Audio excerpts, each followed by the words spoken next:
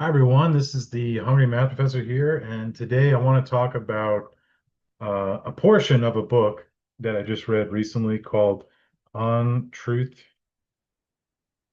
in Politics by Michael Lynch, who is a philosophy professor at the University of Connecticut. This book was published in 2025, and because it was published in 2025, it has a lot of current U.S. politics examples, which make it particularly interesting. Um, this book is split into two parts. The first part is talking about truth's role in democracy, arguing that some kind of normative truth is uh, crucial to democracy. I'm not going to talk about the first part of the book at all.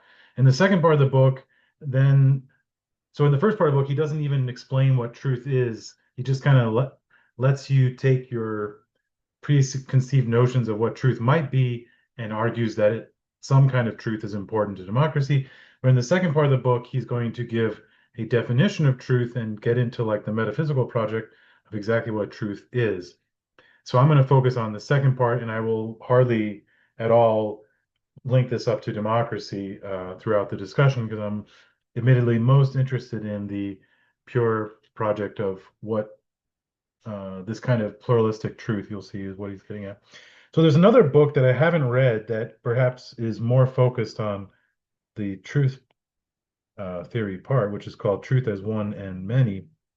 So this was also by Michael Lynch. I have not read it, but it's, as I understand, formulating a similar theory of truth, but not getting into democracy as an application of that in any way. And then there's another book called Truth and Objectivity, which I also have not read, but I'm planning on reading. And this is by Crispin Wright, who is mentioned by Michael Lynch quite a few times and clearly influenced his ideas about truth. And what's common to these three books and these two philosophers, and maybe a few other philosophers, is this idea that truth needs to come in a pluralistic definition, or as because I'm a mathematician, I'm going to say it needs to be piecewise defined, like a piecewise defined function. I will give you a sense of what that means as we go through. My goal with this video is to give you, from my point of view, a schematic, big picture overview of what I think that this theory of truth is. And along the way, I'm going to put little asterisks next to portions of the theory that Michael Lynch admits can be um, made precise in various different ways and is not being made precise in this discussion.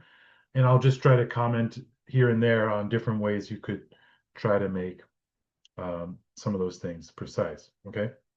But our goal is just to give a big picture view of what's going on here and just a general discussion of the theory. Okay. So first of all, um, we're going to need a set of sentences, which I'm going to call curly S, which is just the set of sentences in a language which we may want to evaluate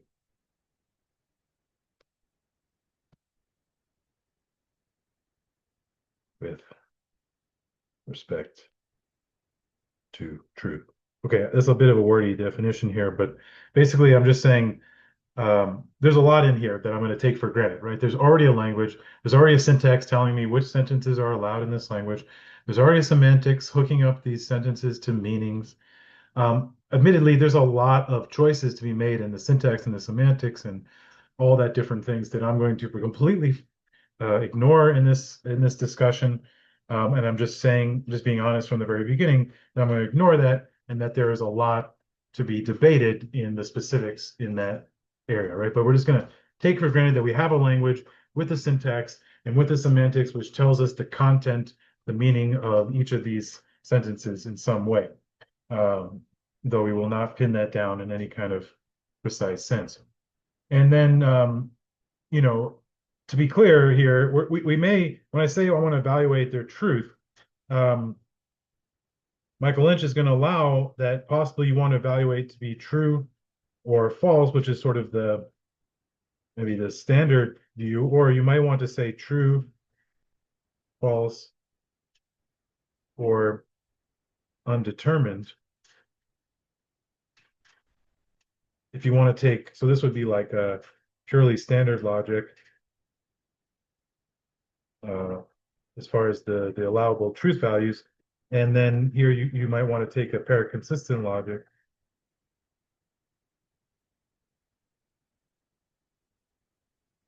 where you allow what's called truth value gaps. Okay, I'm already kind of getting in the weeds more than I want, but he's also open, so he keeps open a pluralistic theory of logic, meaning he allows the possibility that logic could look differently in different for different sets of sentences. So maybe standard logic is what applies to some set of sentences, and paraconsistent logic or intuitionist logic or something else applies to other sets of sentences. Okay, again, this is already in the weeds a little bit, so let me not say too much more about that. But you'll see along the way, there's many different areas where pluralism about logic or truth or epistemology or various different kinds of pluralistic uh, choices can be made along the way. Okay, but let's not dig into that too much more than that.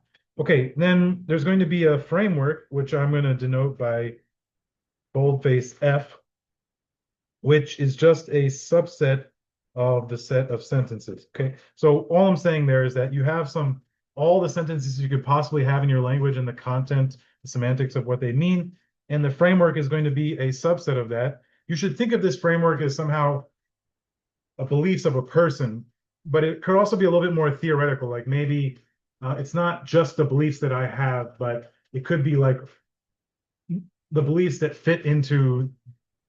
theoretically fit into the beliefs that I have or something. We can be a little flexible about exactly how we imagine a framework.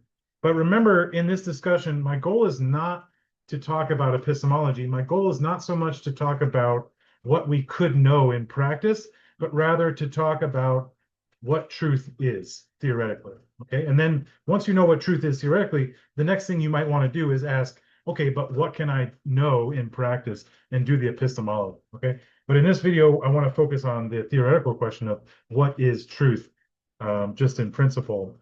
And even along that, and even in this project, you'll see many little asterisks where where a lot of details can be filled in. Okay, so we have some framework which represents either the beliefs that I have or the beliefs that I have plus many other beliefs that could, fit into that framework, something like that. And then we want to define a truth function, which I'm going to call curly T, which is going to be relative to a framework. So it's framework relative.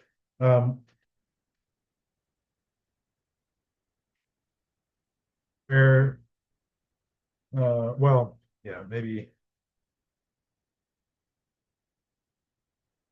I want to evaluate the set of sentences as being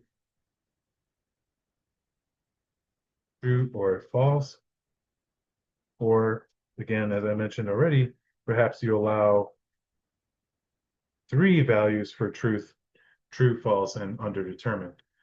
Um, and because I'm a mathematician, I can't help but use mathematical notation. So forgive me if you are not used to this notation, but you should think that you imagine the set of sentences as being listed out. And then this is a function from the set of sentences to the possible values of true, false, or if you like, underdetermined, if you want to include that. And the function is going to take each sentence and map it to true or false, right? So some sentences will be true, some will be false. And again, it's possible that we allow some sentences to be underdetermined. It depends on how you want to develop the theory. And actually, one of the things I like about the way Michael Lynch describes his theory is that he leaves open so many different semantic choices, epistemological choices, metaphysical choices along the way. Um, some might find that frustrating, but from a point of view of, I find it interesting because it means I have a lot of flexibility in how I take his theory of truth and play with it with my own sort of philosophical preferences, right? So I like that personally. But it means you have to be willing to be creative and come up with your own kind of formulation to some degree. But he gives us I think, a very useful framework for trying to play with our own ideas. Okay, by the way, this framework in Quine's language is usually called a web of belief, but then um, also was called like a schema sometimes. And so, this goes by different names, but we're going to call it a framework here, which I think is reasonable. And the idea is that in my framework, so we're going to focus mostly on defining truth for the framework. So the framework is going to be decomposed into two pieces. It's going to be decomposed into a realist element, and it's going to be decomposed into a political element, though. So this is like the realist portion, and this is like the political. Depending on your interest, though, you may want to say more moral or just anything that's not realist. Like, I don't know, there's different ways to imagine splitting these things up, depending on how you want to discuss this. Perhaps political is too loaded for a general philosophy discussion, and so you'd rather say moral or values, or I don't know. But the idea is that there's some decomposition. So there's like the set of all sentences, S. Whoops, that's not an S. There's like the set of all sentences, S. Then there is some framework, which is the sentences that you sort of implicitly hold to be true by believing them. And then there's some decomposition of that framework into a realist portion and a political or moral or whatever portion. Okay. So this union sign just means that F is made up of all the sentences are in curly R and all the sentences which are in curly P. Okay, making up the framework. Okay. And then to use probably too much, well, let's forget about that. Okay, so then what am I trying to do here? Well, then I want to give a definition of truth. Um, by the way, you can also potentially split S this way too. So maybe I should say the splitting can go throughout the set of sentences, but I'm going to focus on the sentences in the framework in this theory. Okay, so we can debate about whether how this truth function extends to all the sentences relative to a framework. I'm going to focus mostly on the sentences in the framework. Okay, let me just fix this. Okay, so the reason why I call this a piecewise defined function of truth is because given a sentence, so now I use just a regular S, not a curly S. So given S in curly S, though maybe we want to say that it's in the framework, but for this general part, I'll just leave it like that. Um, for this definition, there's going to be two different definitions of what truth is. There's going to be what I call the realist definition, so D for definition sub R of S, and then there's the framework relative part of the definition, and this is for if S is in the realist portion and if S um, is in the political or the moral or the outside the realist portion, right? Uh, let's just say a little bit about what we mean by realist portion, right? So far, I've been very hand wavy about this stuff um, on purpose, but let's maybe be a little bit more specific. So S is in R if S is about mind independent reality. Okay, if you studied philosophy sufficiently, you know that this is a extremely loaded thing because there are some people who are going to be very skeptical that this could be made sense of. But for this discussion, you have to at least be open to the idea that there is something that can be called real in the physical world.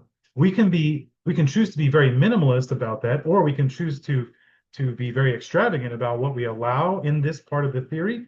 But in order to just understand what the theory says, you have to at least be willing to go along with this idea, even if eventually you're going to reject it.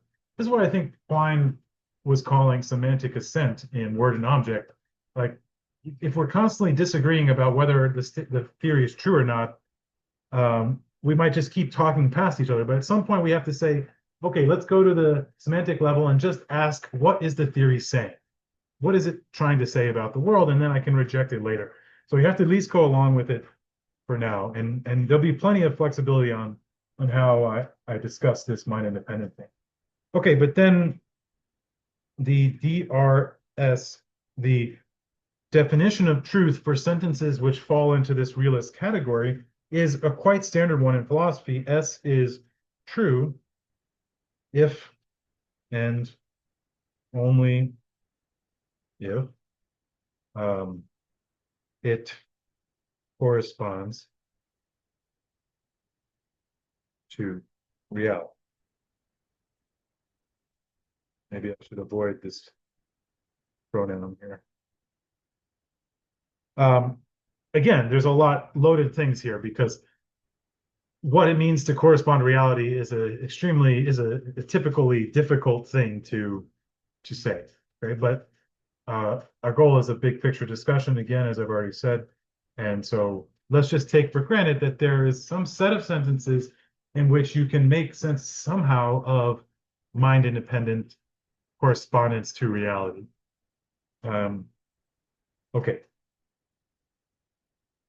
So those are going to have definitive truth values independent of any person, any mind. Um, okay. So what are some examples of those kinds of things? Well, because I want to get into some political discussion, I'll make them related to politics and some not. So, over 1,000 US citizens gathered at the US Capitol. I actually don't know what the number is, so I could be screwing up that number. On so, you know, adjust that number if it's too big or too small. But anyway, on January 6th, 2020. Okay, I call this mind independent because I'm not, of course, the notion of citizen and things is a little bit loaded. US Capitol, there's a lot of different things going on here involving the semantics of the language that we're taking for granted. I call this mind independent because I'm really talking about the physical people being in a physical place at a certain point in time. And, if you're willing to at least go along with some kind of realism, that feels like the kind of thing in a realist theory, which could be independent of mind about the physical world in some sense. Okay, so that's a proposition that we're going to take to be true and we're going to take to correspond to reality. Um, what other things? So R2 um, is, so this should be really curly R, curly R. And I'm using regular R's for lists of statements that are in the realist category. I don't know the number, so I'm just going to use an X, but fill that number in with whatever the number is. So X members of the US government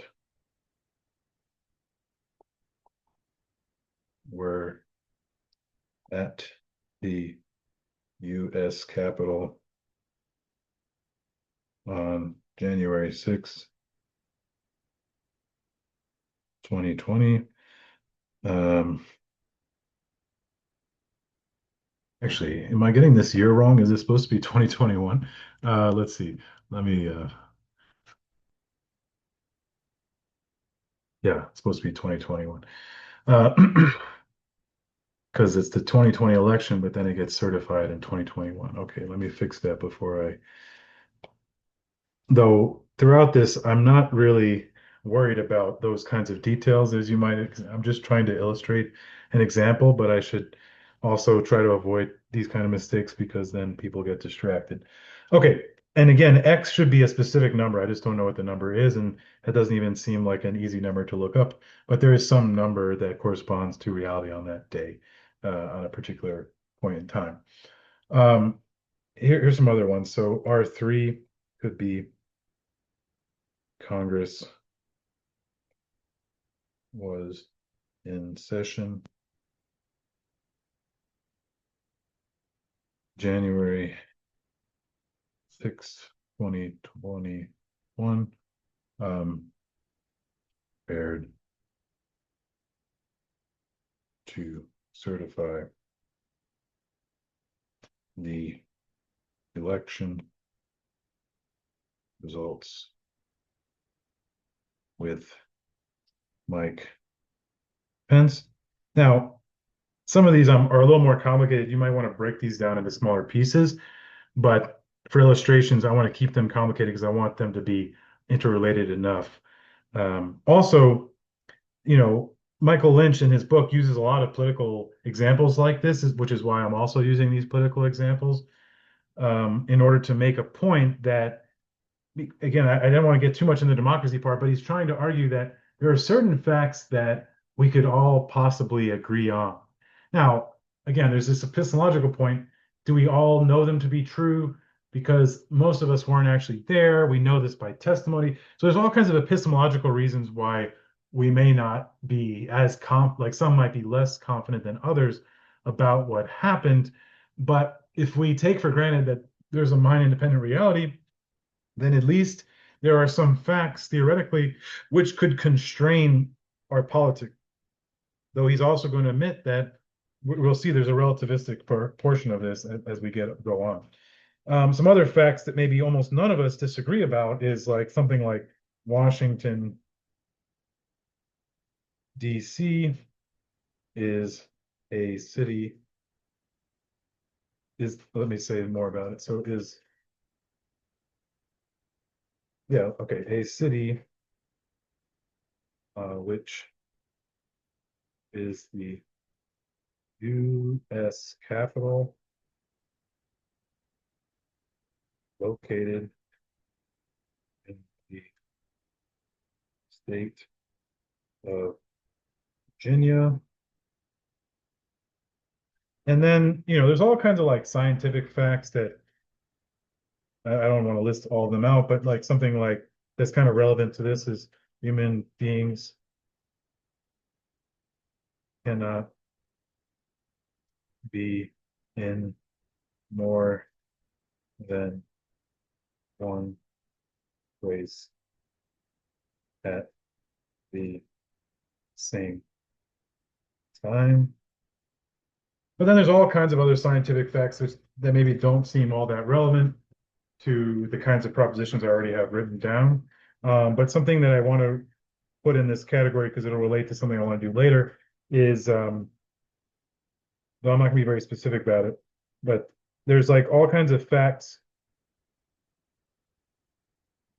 I'm just going to be a little broad here. Facts about um, biological development of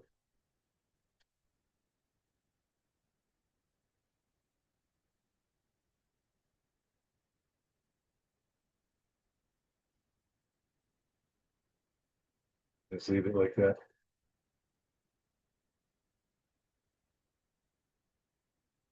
So this is like, I don't know, there's a bunch of facts here. R6 through RK. I don't know how many facts, but there's a ton of facts about biological development. Well, let's just make this a little more R6 through R10. Just you several facts about biological development because I'm going to relate this to a political sentence about abortion. Okay. So I'm not going to be so specific about those sentences, but you have an idea, like when the heartbeat generally starts, when eyes form, when all kinds of other different things, about biological development. Okay, so this is going to make up the realist. These are just examples of statements that could make up the realist portion of a framework. And I'm arguing that all of these things could be said to be independent of a mind and correspond to some physical reality. Um, and some of these may be, more natural to you than others, depending on your philosophical taste. And then what about, so all these guys live in, so R1 through R10 are all elements of the realist portion of the statements that we want to label as true or false or possibly undetermined. Okay, what about the second portion of the theory? So then there's a definition for the framework relative sentences.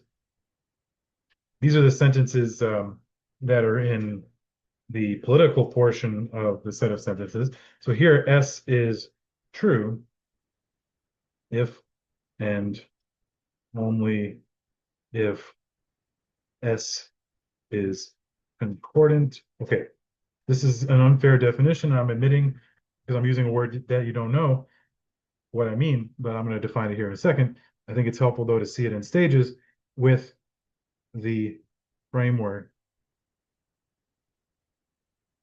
F. Okay, so this portion of the theory is going to be relative to a framework. So this is epistemological relativism where you are relative to a certain theory of the world or a theory of philosophy, not which is maybe different than other types of relativism. This is kind of epistemological relativism relative to a framework. What does it mean to be concordant? Well, you can, if you want to really dive into Michael Lynch's theory, you can look carefully in the books that are listed above. I'm going to just give you an idea of this. And so what's the idea? So S is concordant with the framework F if it is, I'm going to put super in super coherent. I'll come back to the super part in a second with all other um, statements in F. Okay, so here we're talking about maybe logical coherence. Like it doesn't cause a contradiction to believe S as well as all the other statements in the framework. But there's a little bit more than that. So it's first of all, it has to be coherent though with the rest of the framework. That's a good minimum. But that's sort of sometimes called the coherence theory of truth. But Michael Lynch and Crispin Wright are going beyond coherence because they're saying coherence is not strong enough. And they're arguing that realism doesn't apply broadly enough. And so they're giving this sort of piecewise defined notion of truth. But they recognize that coherence is a good minimum standard. So it does, the definition of concordant does involve coherence here. Okay, and I'll get back to what supercoherent means in a second. So coherent with all other statements in F and is how I'm going to describe this well connected, which I will admit is a bit fuzzy. So we'll have to come back to well connected. We'll have to come back to super coherent in a second. But it needs to be well connected with reasons R1 through RK in the realist portion where R1 through RK are true. Again, because the realist portion is a correspondence theory of truth. That's not framework relative. You can actually completely forget about the framework for the realist portion, and it's just correspondence reality decides whether it's true or false. Right? It's still kind of dependent on the language for its expression, but it's not dependent on the language for its truth value. So that part of the theory does not require a framework at all. I could just forget about the framework completely for describing that part of the theory. Okay, now well connected. Well, first of all, you could just say, instead of the well part, you could say connected, meaning you can't have a bunch of political statements in your framework which have no connections to facts that you know to be true. That's one way, but probably you want it to be well connected, meaning you don't just want it to be connected to some facts, but probably you want some kind of minimum standard. And I think this is not so clear how to make that precise because anytime you need to make something like that precise, there's always like an arbitrary choice of how well connected it needs to be. So let me leave that in the air for you, but I think the idea at least is good. In the book, Michael Lynch also doesn't quite tell you how many reasons you need to have. He's intentionally, I think, imprecise about that. I don't think that's something to fault him for per se. But he does say, there's some amount of reasons that are connected to the political proposition, and the reasons have to be true. Okay, the super part means because your framework is going to change over time. Um, Again, epistemologically, it could change, the facts could change because you could learn about more realist facts. But in this theoretical model, I just want to imagine like all the realist facts, true facts are in your framework theoretically, maybe, and but then your political propositions could change over time and they need to remain coherent over time, either because you allow more facts in the web if you want to take that approach, or because as you add more political statements, they continue to cohere with each other and continue to cohere with the facts. But basically, the super part is this idea that it has to continue to remain concordant or coherent as you update your framework. Okay. So just because you were true at one portion, one kind of framework, doesn't mean that you'll be true as you update that framework in the future, kind of thing.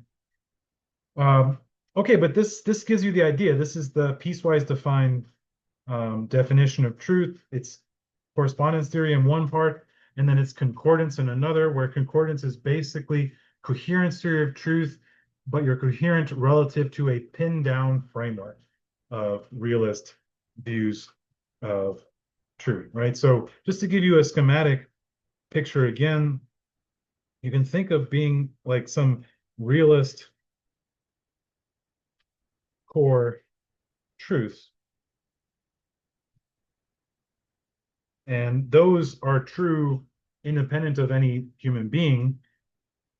And my framework could include all of those truths and then some political ones like this framework, if I want to just look at like a theoretical framework. But then it could be like a more practical framework where I don't know about all these truths and it kind of intersects something like this, which I'll call maybe F1. So I'll call this theoretical one F star because it's like theoretical. And then there could be many different frameworks that intersect the core truths in different ways and intersect each other in different ways. So,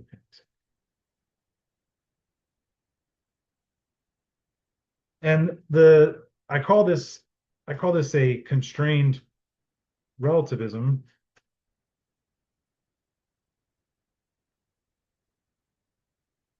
because it's going to be possible for all of these frameworks, there I just put four, but you can imagine way more than four. It's possible for all these frameworks to be true in the concordance sense, but not all possible frameworks could be true because there's a realist core that is independent of mine. So it's constrained in that sense, but it's also not so constrained that there is only one theoretical framework that could be true. So like the strongest version of realism, like super, super strong realism would say that there is some theoretical core that tells you all propositions are true or false. Uh, and of course, epistemologically, you couldn't know them all, but there is some sort of theoretical core that tells you the truth value of every sentence. That's not what this is, right? This is not, this is more of like a minimal type of realism that allows for a what I call a constrained relativism. So I'll relate this a bit to Quine's theory at the end, but before I do that, I just want to provide another schematic picture of what's going on here. So now we'll go back to just one framework. So this is a different schematic picture. This is just one framework. And I have all these sort of like realist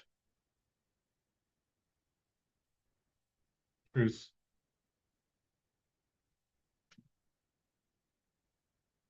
that I mentioned earlier.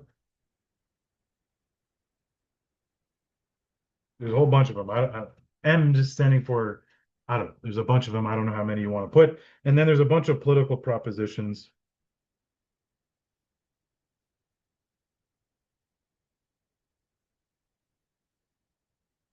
And I'm going to represent them by vertices and edges. So this is like, again, I can't help but be a mathematician about this.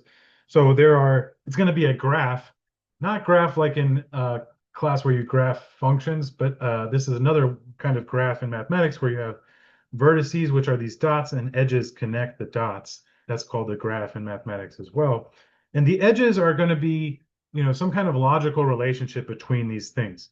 Again, exactly how you want to formulate these logical relationships is not entirely obvious.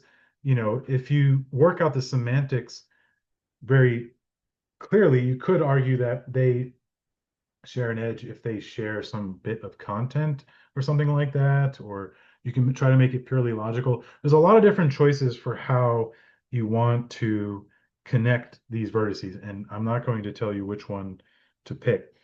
But the point is that there will be some connections. I'm just going to draw lines somewhat arbitrarily. There'll be some like connections between various different realist um, statements of, true statements here. Okay. And then there'll be various different connections between the political propositions. I'm not even thinking too carefully about this. But the point is, you don't want this to be disconnected. So the way I've drawn it right now, they're disconnected. The political propositions have no connections to the realist propositions. That's not okay in this concordance theory of truth, the way I read this. Um, they need to be at least connected. So there needs to be at least some relationship between the political propositions and the realist ones. Of course, it's kind of hard to imagine like a real framework that a person holds that has no connections between these things. But I mean, you could imagine, some really bizarre beliefs. And of course, there are humans that have some really bizarre beliefs. So anyway, let's not get in too much into the weeds there. But the point is that there has to be some connection between the political statements and the realist statements. And I would argue that probably you want to give even more than that, some kind of notion of what it means to be well connected, to be connected enough, to be like a minimal notion of connectedness. Though when I say that, I also admit that that comes with a lot of potentially arbitrary choices. So let's not get into those weeds, but I do want to mention it now. And so what are some examples of this? Well, here's one. So members of the Proud Boys were at the Capitol with the intention of insurrection on January 6, 2020. Of course, depending on your level of skepticism or desire for detail, you may find this sentence to be lacking in detail in some way. I don't know, but give me some liberties just for explaining the idea. What makes this a political proposition as opposed to a realist one? If I get rid of the intention of insurrection, you can argue this is simply a mind independent fact, which is either true or false, right? But as soon as I say the intention of insurrection, I'm making it something that I could disagree about. That doesn't necessarily feel like it's mind independent, though again, depending on your disposition to realism, you may want to argue that there is a realist, you know, maybe you want to say that there is some like brain states which are mind independent because they correspond to some, states in the mind of a person, blah, blah, blah, blah. There's a way to be even more realist than I want to be here. But let's just say that this is political for this portion. Significant numbers of in the U.S. election were falsified in the 2020 election. You can see how these are a little bit loaded examples because depending on your disposition to realism, you might argue that P2 could also be realist. So let me try to give some other examples. So again, I'm just trying to give you some idea, but there's lots of things to disagree about here. So abortion in the U.S. should be legal with no exceptions up till and pregnancy.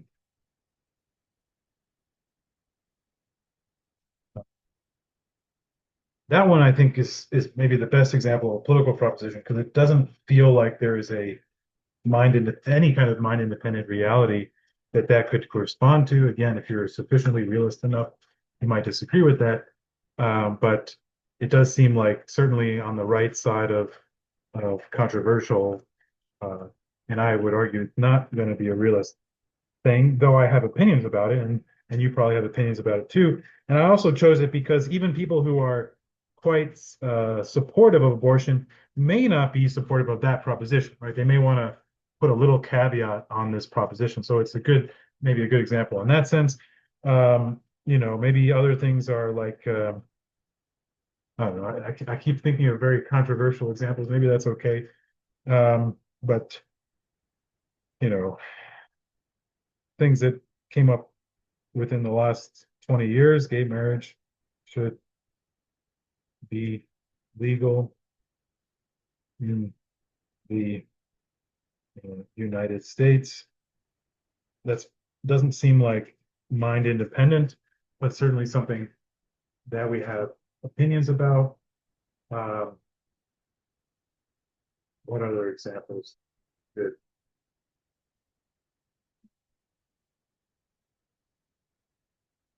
The citizens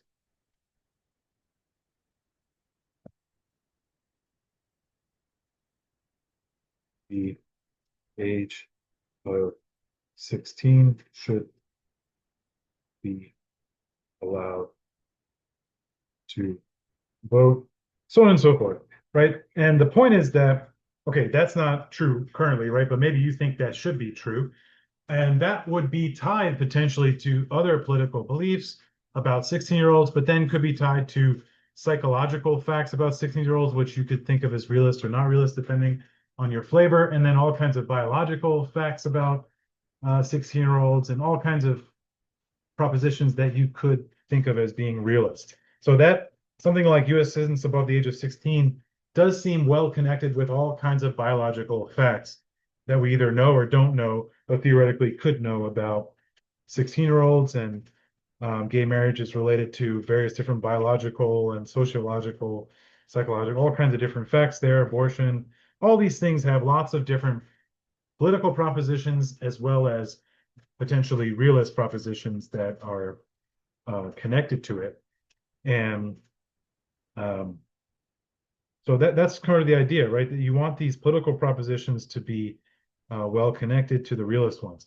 Now, what does this do? Again, going back to the constrained relativism, it gives an explanation of it gives a definition of truth, which explains why we can have so much disagreement among human beings about what we believe.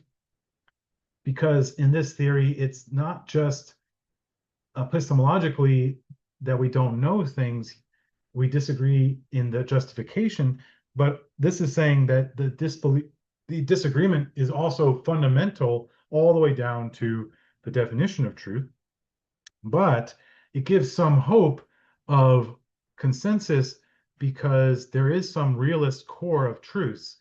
And theoretically, like F star, there could be a framework which has incorporated all the realist truths that can be, formulated in that language, which is some kind of like theoretical framework that really constrains the political views.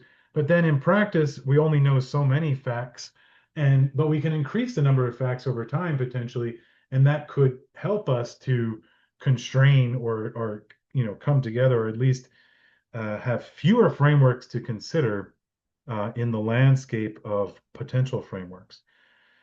Okay, now going back to the realist core here, you know, correspondence theory of truths are always difficult to pin down exactly. And I'm personally sufficiently skeptical of these kinds of things.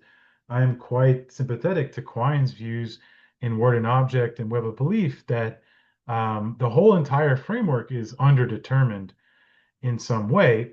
And so I'm interested in this kind of constrained relativism where I want to keep a maximally, what I would call like a maximally minimal, so like as minimal as possible realist portion of the framework in such a way that maybe even a realist wouldn't want to call it realism anymore. So basically what I want is just some kind of constraint on the framework. Because what seems to be a very minimal assumption that we should make as philosophers is that there is something out there constraining us, right? That seems kind of obvious. Exactly what that is, that part I can't say. I think science will continue to change its mind. I think philosophy will continue to change its mind. Um, so I'm not a realist in the sense that I don't think that we can ever know it perfectly, but I am a very minimal um, at a very minimal level, I want to say that there is something out there which is stable, that is independent of my individual mind. Not because I can prove it, but because I don't think in philosophy you can prove anything foundationally and you have to just make some reasonable assumption. So this seems like a reasonable assumption. So this takes me to Quine's sort of slightly different but very similar notion of web of belief. And so for Quine, we're going to invert the image a little bit. There's going to be like all these. I'll still use P, but they're not necessarily political. So, it's a little confusing in a sense. But there's these propositions in the middle, which I'll call P1 through Pn. But again, they're not political. They're just maybe not as pinned down. And then on the outside, there are all these what he calls observation sentences, and they're on the outside of the web. So the outside of your frame, and let's just say there are M of them, and I put them in a circle to make a web. And so your framework now is going to look like this. And the reason why he puts them on the outside like that is because O1 through OM are going to be elements of curly O, which is observation sentences. Now, the reason why we want to adjust this a little bit is because it's not going to be realist in the sense that these observation sentences aren't going to correspond to the world. Correspond means that there's a direct, like a perfect one-to-one relationship that you can give between the statement and the world. In Quine's theory, there's always going to be an underdetermined nature to the whole entire framework, but there's like something like a what's the word I'm looking for? Something like a correlation between the observation sentences and the outside world. So you think of the outside world as being outside of the framework. So the framework F and these O1 through OM are the sentences which touch in the outside world. But you can never quantify how well they are corresponding to reality. But that's why I call it like a very minimal type of realism, but it's the kind of thing that most realists would not want to call realism. But I'm going to just call like a very minimal constrained realism to this, or just like a correlative correlative realism, which is that these observation sentences are more connected to the outside world than the rest of the web. So in the example above, again, Quine is usually not thinking of political examples, but we can use political examples. Like a lot of these political examples would not be observation sentences per se, but most of the realist sentences I gave would be the kinds of observation sentences. But they could be like sterilized sentences as the cat is on the mat, or this book is on the table, or the tree is outside and is green, or all kinds of scientific observation sentences, all kinds of the kinds of sentences you would ask the testimony, of a witness in a case and things like that. And they correlate with the outside world. But I use the word correlate because I can never tell you how good the correlation is. So I can never get to the level of correspondence, where correspondence is like some kind of perfectly one-to-one map with the outside world. So this is like the flavor of Quine's web of belief, and also what you get in most of Quine's writings. Of course, in Quine's writings, he changes his mind a little bit here and there, but in the big picture, he doesn't change his mind too much. And I'm really just sticking to the big picture here. But you see, it's very similar to Michael Lynch's theory of truth. The difference is that Michael Lynch wants to allow for maybe something stronger, some kind of correspondence. But all these theories, so like wrapping up this discussion, all these theories have to answer many different questions. How do I separate the observation sentences from the rest of the sentences? Or how do I separate the realist sentences from the political sentences? And do I actually want to, maybe I want more sets than that. Like maybe there's more gradations than that will be helpful. Maybe there are the theoretical scientific sentences, and then there's the mathematical sentences. There's the moral sentences, and then there's like the purely US politics sentences, or, I don't know. There's all kinds of different ways you can imagine breaking the set of sentences down into smaller and smaller pieces. And you may even want to piecewise define truths, slightly more nuanced and detailed than we've already given. There's many different places in this theory where you can put your own little touch or your own little ideas into the theory of truth. But I find this very optimistic because my philosophical taste is that some kind of epistemological relativism has to be the case. And as a philosopher, I want to somehow formulate epistemological relativism in such a way that it is not so scary and people can see that it's actually reasonable. And so that's kind of my project going forward. And I appreciate Michael Lynch and Crispin Wright explaining a lot of good ideas that I think helped me to try to formulate what I think is my philosophy. And I hope this helps you as well. Please, give me questions or comments, or which propositions you think, more examples of propositions that you think would be interesting. Anything you have to say about it, I'm happy to discuss or answer questions about. And yeah, please comment, like, and subscribe, and I hope to see you at another video.